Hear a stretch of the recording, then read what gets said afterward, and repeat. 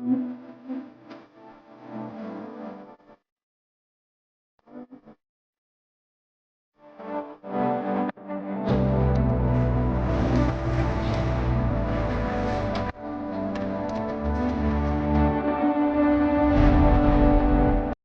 Guys, அனைவருக்கும் வணக்கம். எல்லாரும் எப்படி இருக்கீங்க? நாங்கள் ரொம்ப சூப்பராக இருக்கோம். மகிழ்ச்சியும் நெகிழ்ச்சியும் நிறைந்திருக்க என்னோட வாழ்த்துக்கள். இது ஒரு 3 days கண்டினியூஸாக எடுத்த vlog தான். ஃபஸ்ட்டு வெட்னஸ்டே மார்னிங் அந்த 2 பெட்ரூம் இருக்குது எங்களுக்கு.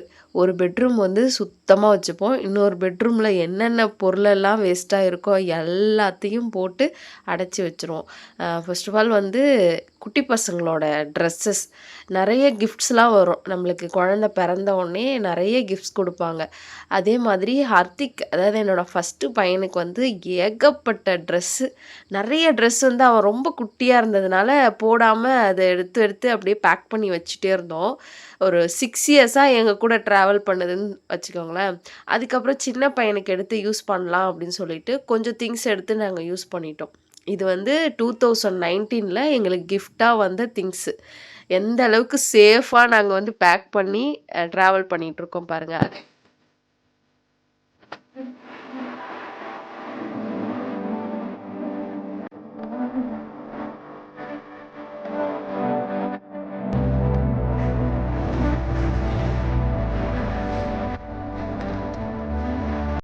ஆல்மோஸ்ட் எல்லா திங்ஸுமே அரேஞ்ச் பண்ணி ஓரளவு அப்படி க்ளீன் பண்ணியாச்சு. பட் இந்த டேபிள் மட்டும் மிஸ் பண்ணிட்டோம். ஏன்னா அதில் இன்னுமே கொஞ்சம் வேலை இருக்குது.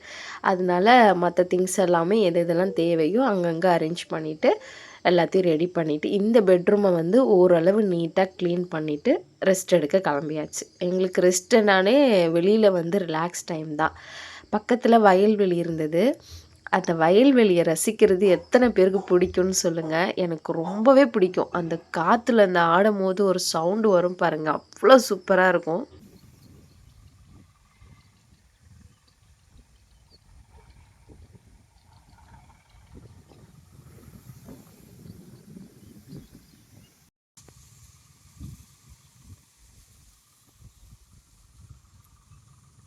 நல்ல ஒரு 1/2 டைம் ஸ்பெண்ட் பண்ணிவிட்டு ரசிச்சுட்டு வீடியோஸ்லாம் எடுத்துகிட்டு வந்துட்டுருந்தோம். வர வழியில் பார்த்திங்கன்னா இந்த கருக முள்ளுன்னு சொல்லுவாங்க, அது எல்லாமே வெட்டி போட்டு வச்சுருந்தாங்க. நல்ல ஹைட் ஏற்றி வச்சுருந்தாங்க. அது எதுக்குன்னா உள்ளே வந்து மாடு எதுவுமே போய் அந்த நெல்லை சேதம் பண்ணாமல் இருக்கிறதுக்கு. அந்த மாதிரி முள் மேலே இந்த முடக்கட்டாங்கீரை இருந்தது. ஃப்ரெஷ்ஷாக இருந்ததுங்க. ஒரு பூச்சி எதுவுமே இல்லை.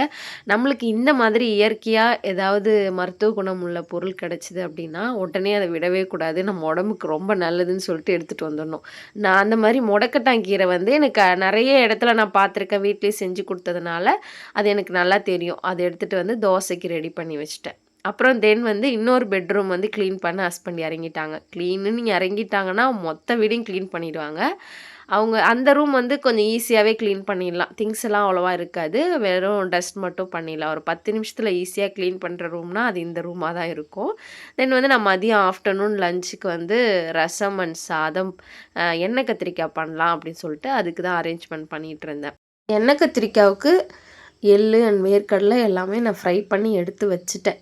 அதுக்கப்புறம் ரசமும் சாதமும் ரெடி பண்ணிட்டேன். எண்ணெய் கத்திரிக்காய் ப்ராசஸ் வந்து கொஞ்சம் லேட் எடுக்கணும்னு வச்சுக்கோங்களேன். ஹஸ்பண்டும் குழந்தைங்களும் என்னால் முடியாது, இப்போ உடனே எனக்கு வந்து ஏதாவது சாப்பாடு வேணும் அப்படின்னு கேட்டாங்க. சரி, ஓகே, நம்மளுக்கு அந்த க்ளவுடியான இருக்கிற டைமில் வந்து ரசம், சூடான ரசம் முட்டை தொக்கு செஞ்சு சாப்பிட்டாலும் நல்லா தான் இருக்கும் அப்படின்றனால நான் ஒரு 15 மினிட்ஸில் ரெடி பண்ணுற சைட் டிஷ் என்னன்னு பார்த்து இது சூஸ் பண்ணேன். இது வந்து முட்டை வேகிற டைம் தான். அந்த வெங்காயம் தக்காளிலாம் அங்கேயே வெட்டிட்டு டக்கு டக்குன்னு வதக்கி ரெடி பண்ணிடலாம். ரொம்ப சிம்பிளாக பண்ணிடலாம். கொஞ்சமாக எண்ணெய் விட்டுட்டு அது காஞ்சதுக்கப்புறமா சோம்பு கொஞ்சம் பொரிஞ்சதுக்கப்புறமா ஒரு ஒரு 3 வெங்காயம் நல்லா மெலிசாக கட் பண்ணி அது கண்ணாடி பதம் வர அளவுக்கு வதங்கினா போதும். அதுக்கப்புறம் தக்காளி மட்டும் நல்லா வதங்கணும். இல்லைன்னா அந்த புளிப்பு டேஸ்ட் வந்து ஒரு மாதிரி இருக்கும் நம்மளுக்கு சாப்பிட்றதுக்கு. இந்த வெங்காயம் தக்காளி வதங்குற கேப்பில் வந்து சைடில் வந்து முட்டையும் உரித்து எடுத்துக்கிட்டேன். அதுக்கப்புறமா என்னோடய பிஸ்னஸ்க்கு உளுந்து ஊற வைக்க வேண்டிய வேலை இருந்தது. சரி, அந்த வேலையும் நம்ம முடிச்சிடலாம் அப்படின்னு சொல்லிட்டு அதை வந்து ஊற வச்சுட்டு இருந்தேன். உளுந்து வந்து ஒரு 2 ஹவர்ஸ் ஊறினா சூப்பராக நல்லா மசிஞ்சு பொங்கி வரும், மாவு நல்லாயிருக்கும். அப்புறம் சூடான ரசம் தக்காளி தொக்கு வச்சு லன்ச் டைமை முடிச்சாச்சு.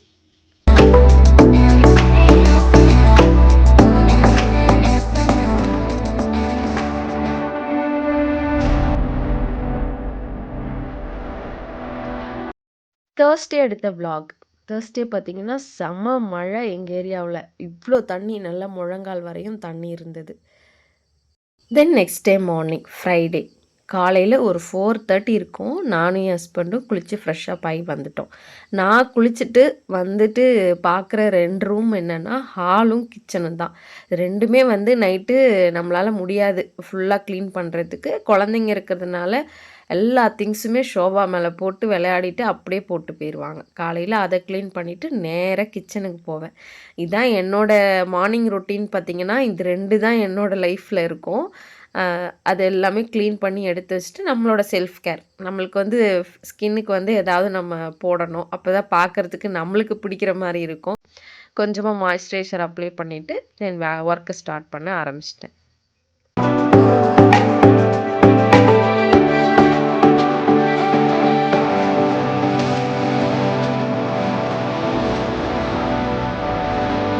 எங்கள் வீட்டில் நானும் என் ஹஸ்பண்டும் தான் ஷேர் பண்ணி எல்லா ஒர்க்கும் பண்ணுவோம். இந்த மாதிரி பூஜை பாத்திரம் க்ளீன் பண்ணும்போது அவர்கிட்ட நைட்டே நான் பிளான் எல்லாம் சொல்லிடுவேன். அதுக்கேற்ற மாதிரி காலையில் சீக்கிரமாக என் கூடவே ரெடி ஆகிடுவாங்க. நாங்கள் 2 பேருமே வந்து எல்லாமே பர்ஃபெக்டாக பண்ணணும் அப்படின்னு சொல்லிட்டு ஒரு சில விஷயம்லாம் ரூல்ஸில் வச்சுருப்போம் இல்லையா? அதில் வந்து இந்த விஷயமும் ஒன்று. பூஜை பாத்திரம் க்ளீன் பண்ணும்போது குளிச்சுட்டு ஃப்ரெஷ்அப் ஆகிட்டு நல்ல பீஸ்ஃபுல்லான மைண்டில் தான் பண்ணணும் அப்படின்ட்டு எங்களோட ரூல்ஸ். நாங்கள் இப்படி தான் ஃபாலோ பண்ணுறோம். அதனால் காலையில் எந்த டைமாக இருந்தாலும் சரி சீக்கிரமாக குளிச்சுட்டு இந்த வேலைக்கு நாங்கள் வந்துடுவோம். அப்போ வந்து நம்மளுக்கு மனசும் வந்து திருப்தியாக இருக்கும் பண்ணுறதுக்கு. இல்லைனா கொஞ்சமாக என்னடா அது குளிக்காமல் எல்லாமே பண்ணுறோமே சாமியை தொடுறோமே அப்படின்னு ஃபீல் ஆகும். பட் நம்ம எல்லாத்துக்கும் நம்ம மனசு தான் காரணம். நாங்கள் இப்படி தான் ஃபாலோ பண்ணிகிட்ருக்கோம். நீங்கள் எப்படி ஃபாலோ பண்ணுவீங்கன்னு எனக்கு கமெண்ட் பண்ணுங்கள். அதுக்கப்புறம் நான் எல்லாத்தையும் க்ளீன் பண்ணிவிட்டு படத்தெல்லாமே தொடச்சி கொடுத்துட்ருந்தேன். ஹஸ்பண்ட் வந்து அதை அரேஞ்ச் பண்ணி வச்சிட்ருந்தாங்க. இந்த மாதிரி மார்னிங் டைம் அப்படி இல்லைனா நைட்டு ஒரு 11:00 அந்த மாதிரி டைமில் தான் நாங்கள் இதை வந்து ரெடி பண்ண முடியும். ஏன்னா என்னோடய 2 பசங்களுமே வந்து நாங்கள் இந்த வேலையெல்லாம் பண்ணோம் அப்படின்னா எங்களுக்கு இன்னொரு டபுள் வேலையை வைக்கிற மாதிரியே பண்ணுவாங்க. அதனால் அவங்க தூங்குகிற டைம் பிளான் பண்ணி நாங்கள் இதெல்லாம் ரெடி பண்ணி முடிச்சுருவோம். அப்புறம் பூஜை பாத்திரம் க்ளீன் பண்ணுறதுக்கு நான் தேய்ச்சி கொடுப்பேன். ஹஸ்பண்ட் வந்து ஒரு டவல் கிளாத் வச்சு அதை வந்து நீட்டாக க்ளீன் பண்ணி தனியாக வாஷ் பண்ணி வச்சுருவாங்க. இந்த மாதிரி மெத்தடில் நாங்கள் பண்ணுறதுனால ஒரு 2 வீக்ஸ்க்கு வந்து அந்த பொட்டு அப்படியே ஃப்ரெஷ்ஷாகவே இருக்கும். பார்க்குறதுக்கு நம்மளுக்கு பீஸ்ஃபுல்லாக இருக்கும். சாமி கும்பிடும்போது கொஞ்சம் சந்தோஷமாக பரவாயில்ல சுத்தமாக இருக்குது அப்படின்ற மாதிரி க்ளீனாக இருக்கும். நான் இதுக்கு எல்லா டவல்ஸுமே வந்து தனியாக தான் யூஸ் பண்ணுவேன். அதே மாதிரி பவுல்ஸ் 2 வச்சுப்பேன், 2 டப்பு மாதிரி. அதில் வந்து ஒன்றில் பாத்திரத்தை எல்லாமே எடுத்து போட்டு தேய்ச்சி வச்சுருவேன். இன்னொருத்தில் வாஷ் பண்ணி தனித்தனியாக தான் வச்சுப்பேன். எல்லாத்துக்கூட நான் மிங்கிள் பண்ணவே மாட்டேன்.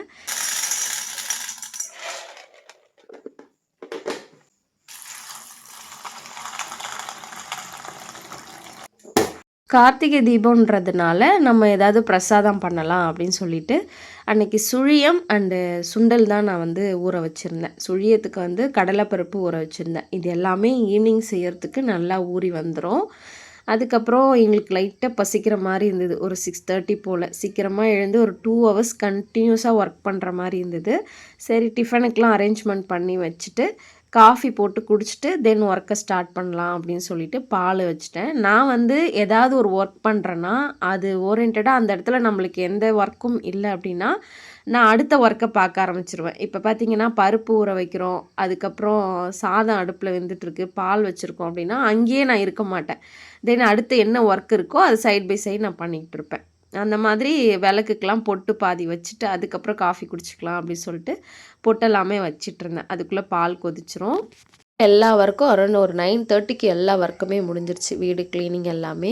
அதுக்கப்புறமா கோவிலுக்கு போயிட்டு சாமி கும்பிட்டுட்டு வீட்டுக்கு வந்து மதியம் லன்ச்சு தக்காளி தொக்கு சாதம் வச்சு சாப்பிட்டுட்டு தென் வந்து விளக்கு பூஜைக்கு எல்லாமே ரெடி பண்ணி வச்சுட்டேன். எல்லா விளக்குக்கும் பொட்டெல்லாமே வச்சுட்டு திரி போட்டு எண்ணெய் போட்டு வச்சிட்டோம் அப்படின்னா ஈவினிங் விளக்கு ஏற்றுறதுக்கு கொஞ்சம் ஈஸியாக இருக்கும். அந்த மாதிரி நான் அரேஞ்ச்மெண்ட் பண்ணதுனால திருவண்ணாமலையில் தீபம் ஏற்றின உடனே நானும் கோலம் போட்டு விளக்கு எல்லாமே ஏற்றி முடிச்சிட்டேன். சூப்பராக இருந்தது. வீடு பார்க்கவே அவ்வளோ அழகாக இருந்தது. பட்டு கடகடன்னு எல்லா விளக்கும் ஏற்றி வைக்க முடியல. காற்றுல அணைஞ்சிக்கிட்டே இருந்தது. ஓரளவு கிளிப்ஸ் மட்டும் நான் எடுத்திருந்தேன். எனக்கு பார்க்க அப்படி அழகாக சூப்பராக இருந்தது விளக்கு பூவோடு பார்க்குறதுக்கு. அதுக்கப்புறம் நான் செஞ்ச பிரசாதம்லாம் வச்சு சூப்பராக சாமி கும்பிட்டாச்சு. இந்த 3 டேஸ் vlog வந்து உங்களுக்கு ரொம்ப பிடிச்சிருக்கும்னு நம்புறேன். பிடிச்சிருந்தா லைக் அண்ட் ஷேர், கமெண்ட் பண்ணுங்க. தேங்க் யூ ஃபார் வாட்சிங்.